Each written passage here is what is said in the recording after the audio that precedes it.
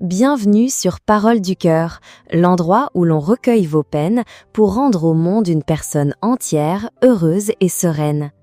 Aujourd'hui, nous allons plonger au plus profond de l'âme humaine pour écouter ces confessions intimes, ces amours secrets qui font battre nos cœurs en silence. Chaque histoire que vous entendrez est un miroir de nos propres expériences, de nos espoirs et de nos chagrins cachés. Alors, je vous invite à rester avec nous jusqu'à la fin, car ce voyage au cœur des sentiments vous réserve bien des surprises et des émotions poignantes. Chaque fois qu'une notification vibre sur mon téléphone, une partie de moi espère encore que ce soit un message de toi. Chaque fois que mon nom est appelé, je rêve secrètement que ce soit ta voix qu'il prononce. Chaque fois que je vois une scène romantique dans un film, je ne peux m'empêcher de nous imaginer, toi et moi, à la place des acteurs. Mon vœu le plus cher pour la nouvelle année, c'était toi. Quelqu'un a dit un jour qu'aimer en secret, c'est comme porter des écouteurs avec le volume au maximum. Pour les autres, c'est le silence le plus complet. Mais à l'intérieur, seul celui qui écoute sait à quel point son cœur crie et s'emballe. J'ai lu aussi que l'amour à sens unique ressemble aux étoiles du soir. On ne sait jamais quand elles apparaîtront, certaines nuits elles sont là, d'autres non, et pourtant on ne cesse de lever les yeux au ciel en les attendant. C'est comme s'engager sur une route à sens unique sans jamais voir personne venir en face et continuer d'avancer, seul, sur ce chemin. C'est un véritable jeu de hasard. Si la personne que l'on aime nous aime en retour, c'est une chance inouïe. Mais si l'on donne son cœur à quelqu'un qui ne le veut pas, ou pire, qui ignore tout de nos sentiments, quel désespoir infini pour notre âme. Un amour qui ne peut être dit est peut-être le plus fragile au monde, mais il est aussi d'une beauté et d'une préciosité infinie. Car les yeux de celui qui aime sont toujours recouverts d'un voile rose, transformant le monde en un paysage de contes de fées. La première lettre nous vient d'une auditrice qui a choisi le pseudonyme de Clara. Je tenais absolument à t'écrire cette lettre comme un adieu officiel. À toi, l'homme que j'ai sincèrement, profondément aimé. Je t'ai rencontré par une soirée fraîche. Tu étais assis à l'intérieur d'un café et moi, je te regardais de l'autre côté de la vitre. Je n'oublierai jamais cet instant. J'ai immédiatement cru que nous étions destinés à vivre une histoire d'amour intense. Et la vérité, c'est qu'elle fut en effet profondément marquante. Mais ce ne fut qu'un amour à sens unique. Je n'aurais jamais pensé qu'une fille comme moi, qui n'avait pas eu de coup de cœur depuis des années, puisse tomber amoureuse avec une telle passion. Il fallait sans doute un catalyseur parfait, et ce catalyseur, c'était toi. Notre histoire a commencé par un de mes messages. « Salut, je te trouve vraiment adorable. Si tu n'as ni femme, ni enfant, ni personne dans ta vie, réponds-moi. » Tu as répondu « Je n'ai personne. Salut. » Et qu'ai-je fait durant les 8 mois qui ont suivi? Je me suis tourmentée, j'ai souffert en silence, j'ai fantasmé un avenir pour nous. Je refusais d'accepter que je n'étais pas la personne qu'il te fallait. J'ai fait des choses dont j'ai encore honte aujourd'hui.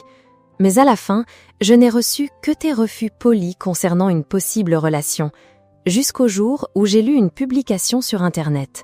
Quelqu'un demandait à l'auteur « Pourquoi ton amour à sens unique n'est-il pas aussi douloureux que le mien ?»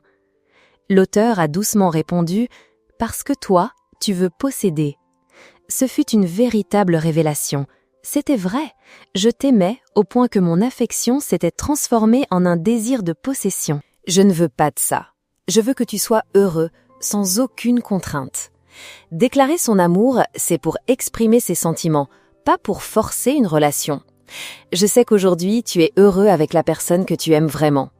Merci de m'avoir aidé à comprendre la leçon de l'acceptation et du lâcher-prise en 2023. Où que tu sois et à n'importe quel moment, je te souhaite d'être infiniment heureux. Je pense exactement comme Clara, déclarer son amour, c'est pour exprimer ce que l'on ressent, pas pour exiger une relation en retour. Parfois, le simple fait de dire ce que l'on a sur le cœur, de libérer ses émotions si longtemps gardées secrètes, est une fin en soi. Prononcer les mots « je t'aime » est une façon de se délester d'un poids. Car après tout, on ne peut forcer personne à nous aimer, n'est-ce pas? Maintenant que tu as réussi à lâcher prise, Clara, j'espère que tu apprendras à t'aimer toi-même avant tout. Je te souhaite d'avoir de la chance en amour et de rencontrer la personne que tu aimeras et qui, par le plus heureux des hasards, t'aimera aussi. Voici maintenant une lettre envoyée par une auditrice qui se fait appeler Moon. Je t'aime. Juste 2 mots, si simples, et pourtant je n'ai jamais réussi à les prononcer. Cet automne-là, la saison des soleils dorés cachait en son sein l'amour secret d'une jeune fille pour un garçon. Je ne sais pas à quel moment j'ai commencé à t'aimer autant. C'était peut-être à cause de ton regard, un regard qui portait en lui tout l'espoir de l'automne et qui faisait battre mon petit cœur chaque jour un peu plus fort. À l'époque, j'étais si têtue. Je savais que tu avais quelqu'un, mais je continuais de croire que tu me remarquais. Quelle naïveté, n'est-ce pas? Aujourd'hui encore, je réalise que peu importe combien d'autres personnes je pourrais aimer, je ne pourrai jamais oublier ton image.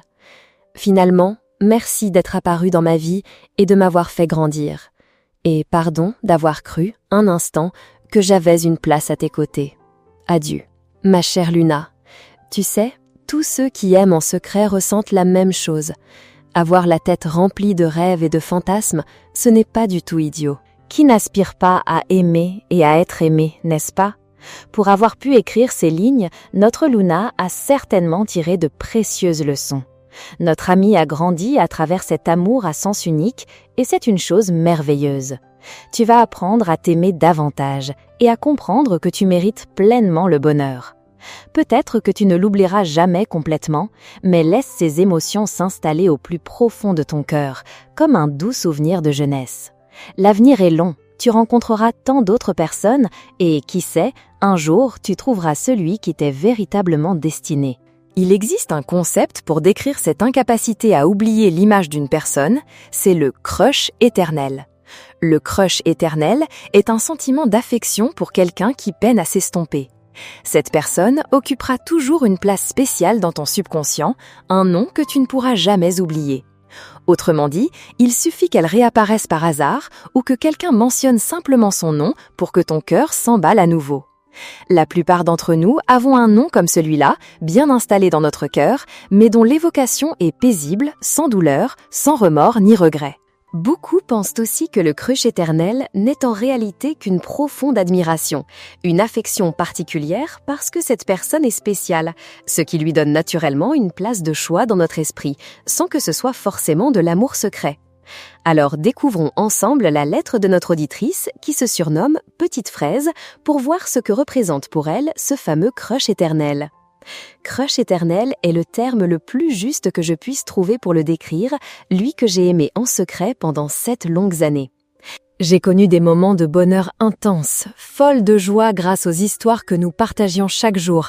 Et puis, il y a eu des moments où je sombrais dans un désespoir total à cause de cet amour que j'avais moi-même créé. J'ai été une personne incroyablement toxique, négative.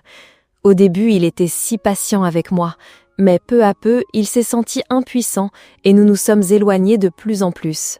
Ce n'est que bien plus tard, en y repensant, que j'ai compris que la cause de la dégradation de notre relation, c'était moi. Nous n'étions rien l'un pour l'autre, mais parce que je m'étais obstinément mise en tête qu'il m'appartenait, je l'ai involontairement forcé à subir ma négativité et à devoir me consoler. Mais il était bien trop tard pour que les choses redeviennent comme avant. Aujourd'hui, il est à l'autre bout du monde et je sais que mon ami va s'épanouir et s'envoler très haut, très loin. Ce que je veux dire plus que tout dans cette lettre, c'est te demander pardon, un pardon qui arrive bien trop tard. Mon canard à la casquette, je t'aime et je te demande pardon, sincèrement. Je suis convaincue que tes excuses, petite fraise, parviendront d'une manière ou d'une autre à ton canard à la casquette. Et s'il te plaît, ne te tourmente plus autant. Le simple fait d'avoir pu écrire ces mots prouve que tu as déjà commencé, un peu, à te libérer de ce poids qui pesait sur ton cœur. Les amours à sens unique, c'est un mélange de 3 parts de magie pour 7 parts de chagrin. La magie réside dans cette poursuite innocente et pure d'un sentiment unilatéral, qui nous rend un peu naïfs, mais nous fait sourire et nous réjouir si facilement. Le chagrin, c'est ce gouffre de tristesse et de déception dans lequel il nous plonge. Aimer en secret nous fait passer par toutes les émotions. Un simple message et nous voilà à rêvasser toute la journée. Une simple question et notre esprit s'emballe, imaginant 1000 scénarios. Une excuse de sa part et c'est nous qui nous sentons coupables. Un compliment anodin et nous imaginons déjà tout un avenir à deux. Même au plus profond de la douleur, si cette personne nous demande un service, on sourit et on l'aide sans hésiter. Même en étant complètement perdu, si elle a des problèmes, on s'assoit et on l'écoute pendant des heures. Toutes nos émotions finissent par ne dépendre que des émotions d'une seule autre personne. La lettre suivante nous vient d'une personne qui se fait appeler Méduse rêveuse. Récemment, plusieurs couples que je suivais depuis leur début ont annoncé leur séparation. C'est triste, non? Je ne sais pas pourquoi. Ils ont passé des années ensemble, parfois plus d'une décennie. Ils se sont tenus la main, ont grandi ensemble, ont avancé côte à côte et ont fait partie de la vie l'un de l'autre, et pourtant, un jour, tout s'arrête. Moi-même, j'ai eu des coups de cœur qui ont duré quelques mois, 1 an, et le plus long a duré 4 ans. C'était pour un camarade de classe au collège. Il était bon élève, plutôt taciturne, et son caractère n'était pas des plus sérieux. Ça ne donne pas vraiment envie de tomber amoureuse, n'est-ce pas?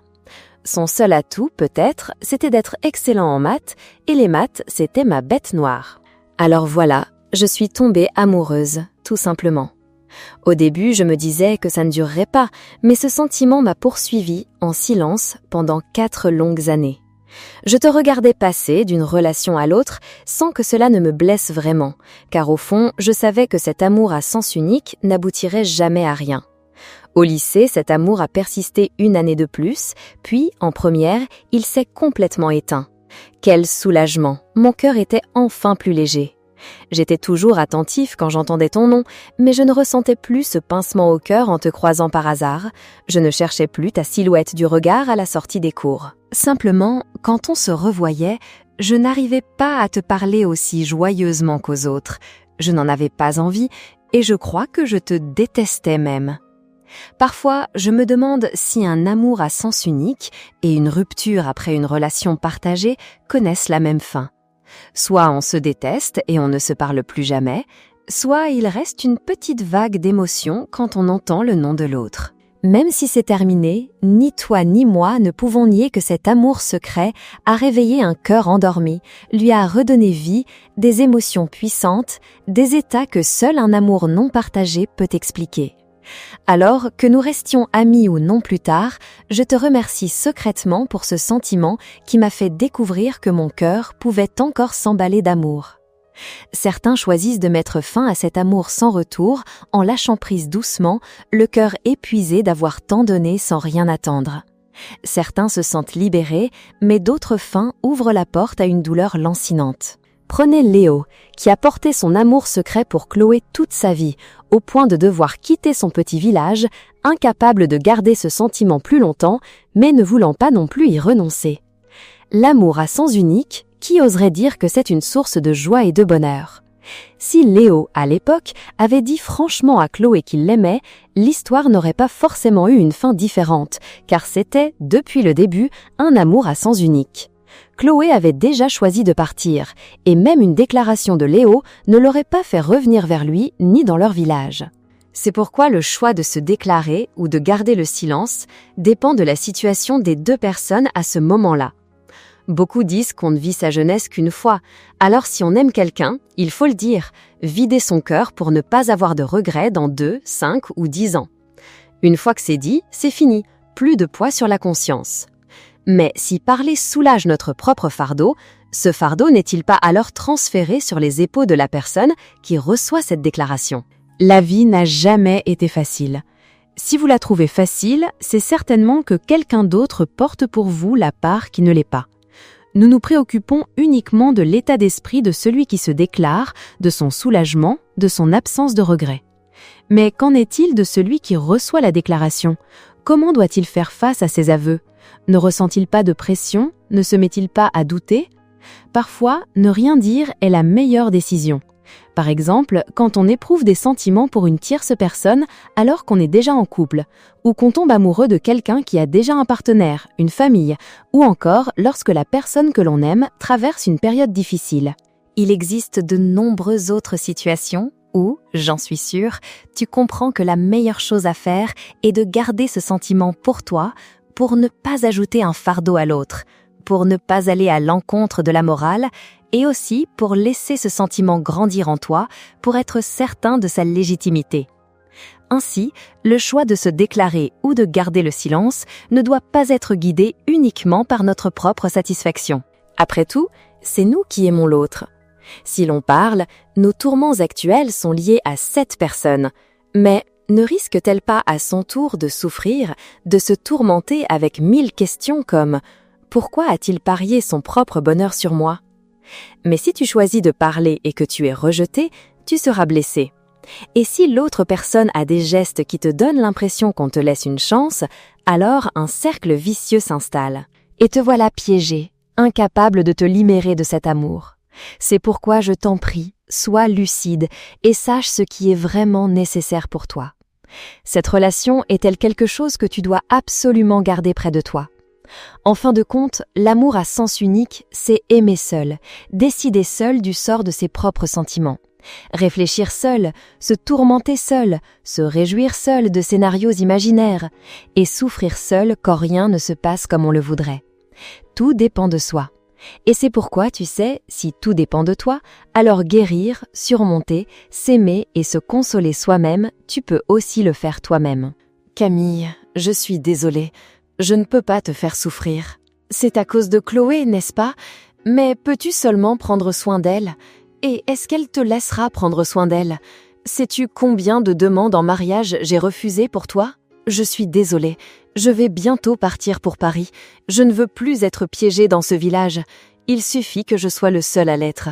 Alors maintenant, je veux que tu trouves quelqu'un qui te mérite. Sois heureuse. Mes larmes, je les garderai pour moi seule. Si seulement je pouvais remonter le temps, revenir à l'époque où mon cœur ne connaissait ni souvenir ni affection, où il n'était pas encore lié par ces fils invisibles. Si nous ne nous étions jamais rencontrés, cette douleur n'existerait pas. Car je le sais, cet amour n'est qu'à sens unique, c'est mon fardeau solitaire. Mais comment faire pour cesser d'aimer? Je ne sais pas. Il ne me reste plus qu'à l'accepter, n'est-ce pas, mon amour, puisque tu ne m'aimes pas. Merci de nous avoir accompagnés jusqu'au bout de cette confession sur Parole du cœur. Si ce partage a résonné en vous, si ces mots ont touché une corde sensible de votre propre cœur, alors n'hésitez pas à laisser un pouce bleu.